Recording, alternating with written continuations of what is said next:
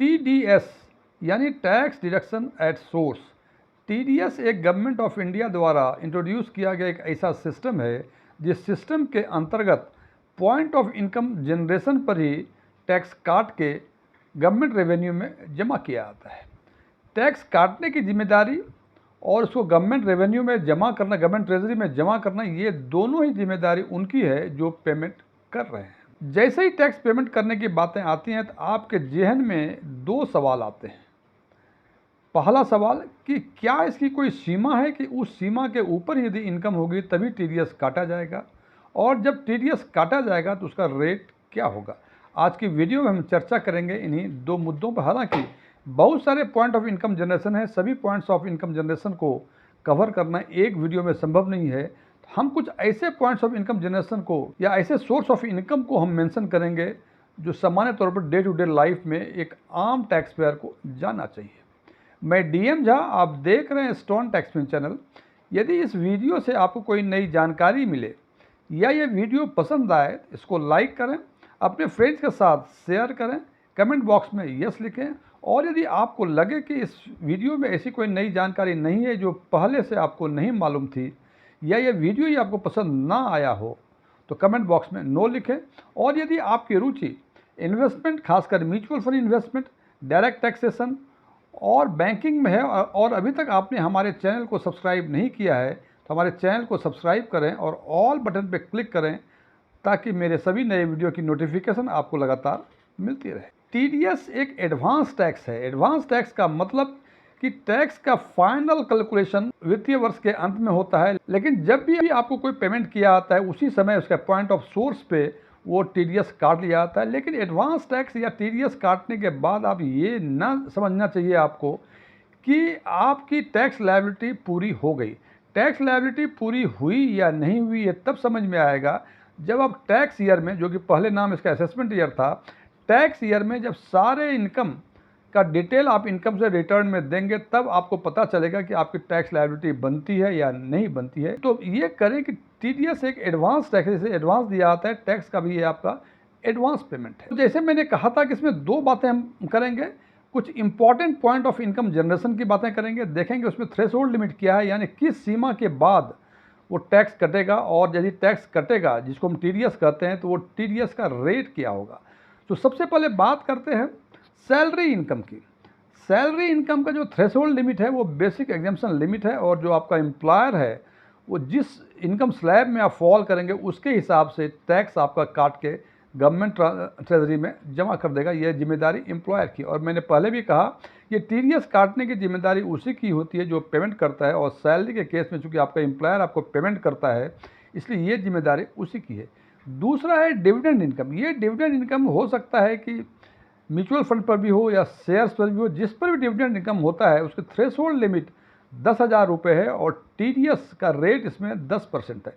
एक चीज़ और बताना चाहूँगा मैं कि थ्रेशोल्ड लिमिट का सिंपल मतलब, जैसे मैंने बताया कि डिविडेंड इनकम का थ्रेशोल्ड लिमिट 10,000 रुपये है, इसका मतलब ये हुआ कि 10,000 रुपये तक यदि आपकी डिविडेंड इनकम एक वित्तीय वर्ष में होती है तो आपको कोई टैक्स नहीं देना पड़ेगा। लेकिन जैसे ही 10,000 रुपये से अधिक आपकी डिविडेंड इनकम किसी वित्तीय वर्ष में होगी, चाहे वो म्यूचुअल फंड में हो या शेयर्स में हो, तो टोटल अमाउंट पे 10% का TDS कटेगा। उदाहरण के लिए किसी एक इन्वेस्टर्स की डिविडेंड इनकम 10,000 रुपये है, उसको कोई TDS पे नहीं करना पड़ेगा।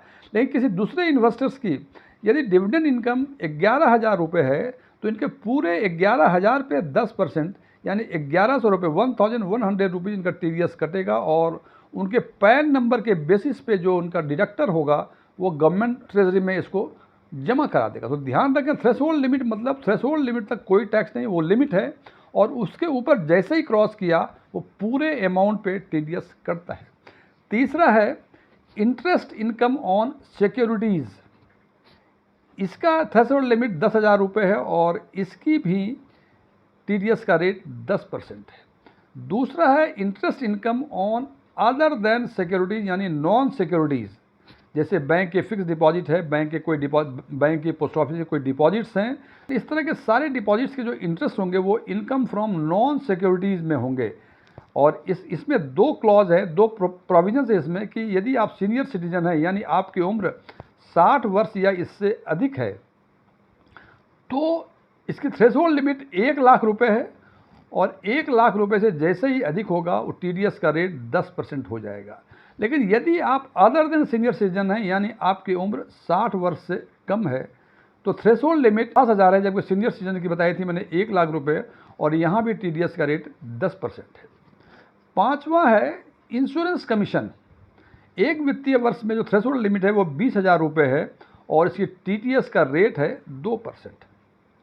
छठा है rent from land and building. मकान का किराया या किसी ज़मीन का आपको यदि किराया मिलता है तो इसका थ्रेशोल्ड लिमिट 50,000 रुपये महीने है और इससे यदि इंक्रीज़ करता है तो टीडीएस कट जाएगा 10%। इस पर मैं एक क्लैरिफिकेशन देना चाहूँगा कि ये 50,000 रुपये पर मंथ है। इसके पहले जो थ्रेशोल्ड लिमिट थी वो पर फाइनेंशियल ईयर था। 50,000 रुपये पर मंथ का मतलब कि हो सकता है कि किसी महीने में, साल के 12 महीने में आपको 2 महीने में 50,000 से अधिक का रेंट मिला और 10 महीने 50,000 या उससे कम का रेंट मिला, तो आपको जो टीडीएस कटेगा उसी महीने का कटेगा जिस महीने 50,000 रुपये से अधिक का रेंट आपको मिला है। तो ध्यान रखें, ये पर मंथ है। इसका मतलब ये नहीं है कि 6 लाख के ऊपर यदि आपका एक वर्ष में रेंट बनता है तो आपको उस पर टीडीएस कटेगा। डिपेंड करता है मंथ टू मंथ। हो सकता है किसी महीने 40,000 रुपये मिले, किसी महीने 60,000 रुपये मिले, तो जिस महीने 50,000 से अधिक मिलेगा उसी महीने की रेंट में 10% का टीडीएस आपको कटेगा और उसके बाद ही किराएदार आपको बाकी पेमेंट करेगा। सातवां है प्रॉपर्टी बाय। यदि आप परचेज करते हैं किसी प्रॉपर्टी को और उस प्रॉपर्टी की कीमत जो है वो 50 लाख रुपए से अधिक है तो आपको 1% टीडीएस काटने के बाद ही जो आपका सेलर है उसको पेमेंट करना पड़ेगा। मैं फिर रिपीट कर रहा हूँ कि यदि कोई मकान, दुकान, ज़मीन आप खरीदते हैं और उसकी कीमत का मतलब जो रजिस्टर्ड वैल्यू है उसकी कीमत जो है 50 लाख रुपए से अधिक है तो 1% का टीडीएस काटने के बाद ही जो रकम बचती है वो आपको सेलर को देने होंगे और यदि 50 लाख रुपए तक है तो कोई टीडीएस इस पर नहीं कटेगा। आठवां है प्रोफेशनल फ़ी। प्रोफेशनल फ़ी का मतलब कुछ प्रोफेशनल काम करते हैं, लेक्चर्स कहीं होते हैं, आपको कुछ प्रोफेशनल एडवाइस देते हैं, तो इस केस में जो इनकम आपकी होती है उसकी थ्रेशोल्ड लिमिट 50,000 रुपये है और इससे अधिक यदि होती है तो उस पर 10% का टीडीएस अप्लीकेबल है। और यही बातें यदि वो टेक्निकल फ़ी, यदि आप टेक्निकल सर्विस देते हैं उसके बाद आपको उसका कुछ ऑनरेरियम मिलता है तो उसमें भी थ्रेशोल्ड लिमिट तो 50,000 रुपये ही है, लेकिन टीडीएस की रेट जो है वो 2% है। यहाँ दो बातें आपको ध्यान में रखनी होंगी।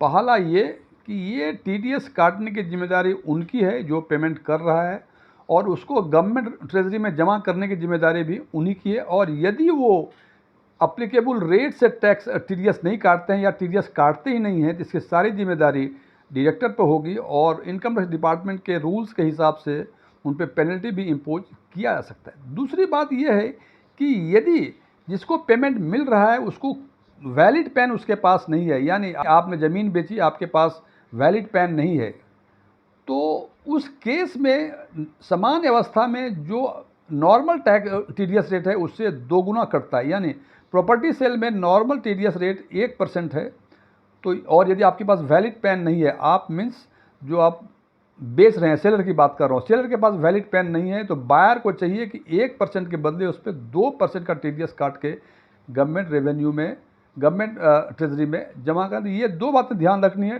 टैक्स नहीं काटें, टीडीएस नहीं काटेंगे, ये जिम्मेदारी आपकी। इनकम टैक्स डिपार्टमेंट आपको पेनलाइज कर सकता है और यदि जिसको पेमेंट दे रहे हैं आप उसके पास वैलिड पैन नहीं है तो नॉर्मल रेट से 2 गुना, यानी जिसका 10% नॉर्मल रेट है उसको 20% टीडीएस काट के गवर्नमेंट ट्रेजरी में जमा करने की जिम्मेदारी आपकी है, यानी जो पेमेंट कर रहा है उसकी जिम्मेदारी है।